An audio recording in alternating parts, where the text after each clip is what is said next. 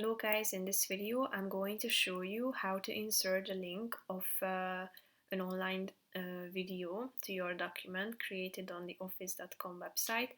But first I just want to mention, don't forget to subscribe to my channel because at 10,000 subscribers I am going to show you my whole YouTube revenue statistics and growth strategy, how to make money online. Now let's jump into it.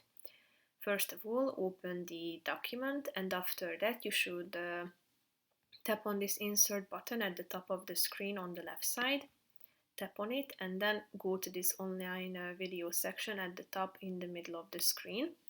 Then you should tap onto this search bar and copy the link of a video that you want to insert and then tap on this insert button down below and then the video will be inserted to your document.